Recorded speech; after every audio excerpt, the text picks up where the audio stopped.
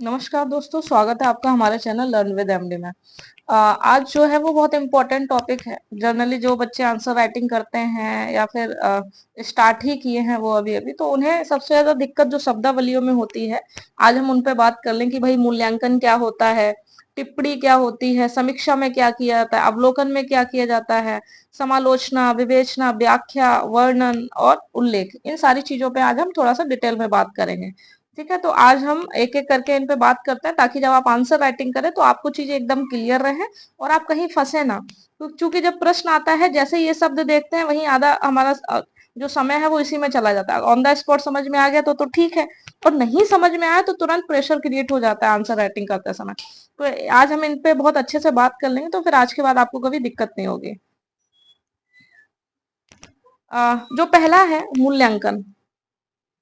देखिए, सबसे पहले तो आपको मैं बता देती हूँ कि कोई भी चीज करते समय आपको अगर नहीं समझ में आ रहा है, मान लीजिए कोई प्रश्न दिया गया है आपका आंसर राइटिंग का, लेकिन आपको ये समझना है कि इस शब्द का अर्थ क्या हुआ, तो हमेशा उस शब्द को अपने उदाहरणों में ऐड कर लेना, अपने उदाहरण स्वयं के बना लेना, अपने आसपास के लोगों से अपने उदाहरण सेट कर लेना। ठीक है, जैसे मान लीजिए लिखा हुआ, मान लीजिए कोई क्वेश्चन दिया गया, उसमें दिया गया तो आपको नहीं समझ में आ रहा है, तो वहीं आपने क्या करा, आपने इसका एग्जाम्पल क्या ले लिया कि मैं अपने दोस्त की पढ़ाई का मूल्यांकन करना चाहता हूँ, या अपने दोस्त की पढ़ाई का मूल्यांकन करिए, अपने दोस्त की पढ़ाई का मूल्यांकन कीजिए, पढ़ाई का मूल्यांकन कीजिए। अब जैसे ही आपको आपके लिए आसान हुआ प्रश्न, वैसे ही आपको फिर ये शब्द समझ में आ जाएगा। ये शब्द क्या कह रहा है कि भाई अपने दोस्त का मूल्यांकन, अब पढ़ाई का मूल्य, अब आप तुरंत बता देंगे, अच्छा वो ऐसे, अच्छा ये वाला पोर्शन उसका अच्छा है, वो ये अच्छा पढ़ता है, वो ये थोड़ा सा कम पढ़ता है, या सारी चीजें जो भी हैं।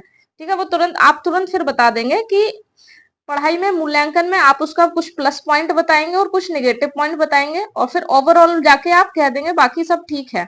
ठीक है, समझ गए कि नहीं समझ गए?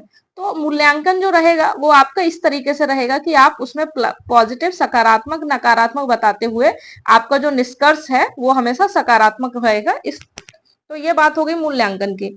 दूसरी बात कर लेते हैं, समीक्षा। सेम, समीक्षा भी, समीक्षा, मूल्यांकन, ये सब एक जैसे ही शब्द हैं। वही अपने दोस्त की पढ़ाई की समीक्षा कीजिए, तो आप वही इसमें भी प्लस, इसमें भी नेगेटिव, और फाइनल में ओवरऑल लिखेंगे तो सकारात्मक, दोनों का मिला जुला लिखेंगे, और हालांकि वो सकारात्मक ही रहेगा। तो समीक्षा में भी आपका पॉजिटिव आएगा, निगेटिव आएगा। ठीक है, आपने देखा कि अच्छा ऐसा ऐसा है, ये मान लीजिए कोई आपने उसकी पढ़ाई का देखा कि अच्छा ये अच्छा है, लेकिन इनमें अभी वो कमजोर है, और हालांकि अगर वो ऐसा ऐसा पढ़ेगा तो और अच्छा कर सकता है ना, तो ये सकारात्मक हो गया। हम इसी उदाहरण से सारी चीजें समझने की कोशिश करेंगे।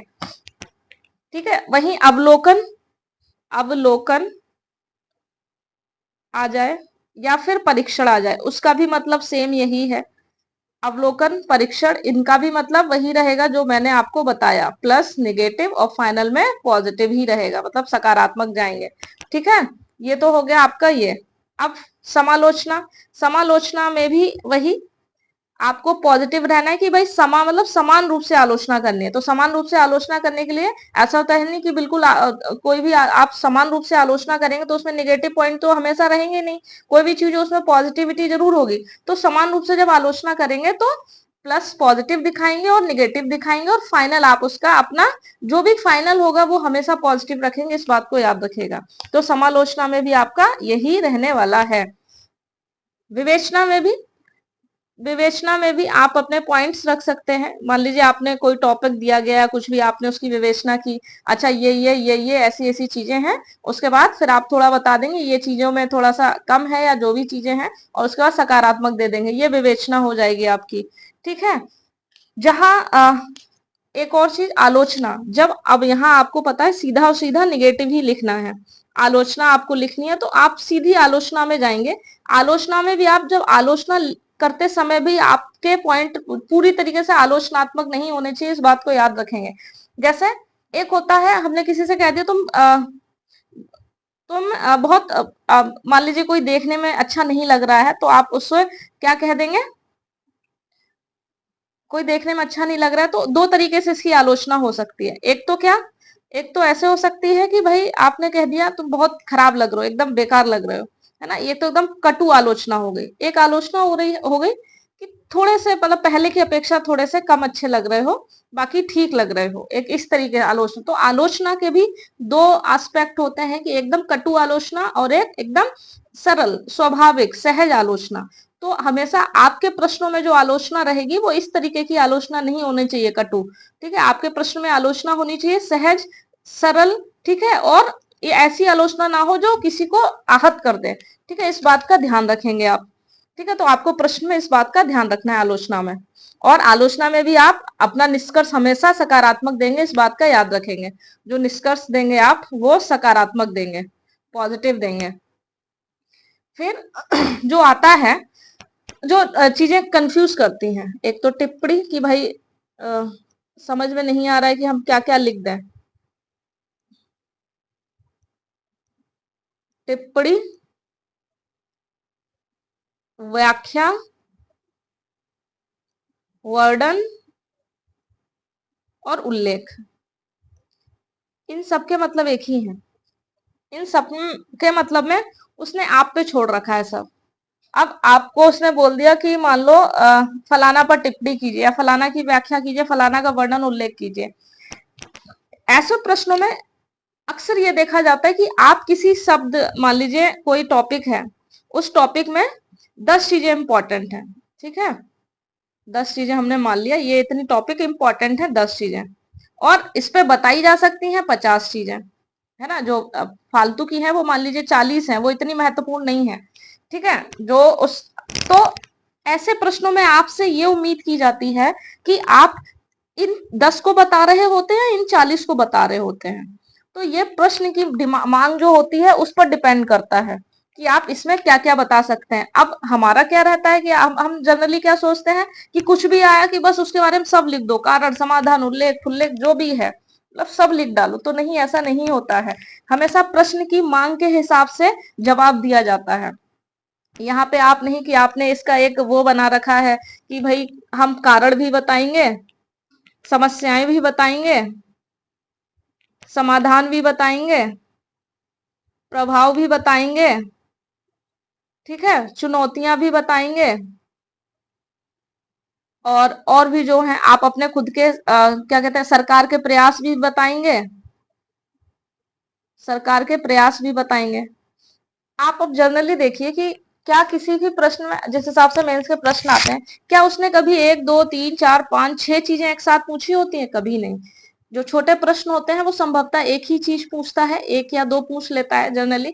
और जो बड़े प्रश्न होते हैं वो मैक्सिमम 3 से ज्यादा नहीं पूछता।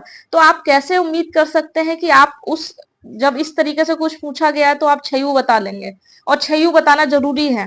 तो इसमें ऐसे प्रश्नों में आपको तय करना पड़ेगा कि किस पॉइंट को, किस विषय में, किस पॉइंट के बारे में बताना है, किसके बारे में नहीं बताना है। अब जैसे मान लीजिए एक क्वेश्चन था कि ऊष्मीय ऊष्मीय प्रभाव है, भूमंडलीय ऊष्मन जो है उस पर टिप्पणी कीजिए।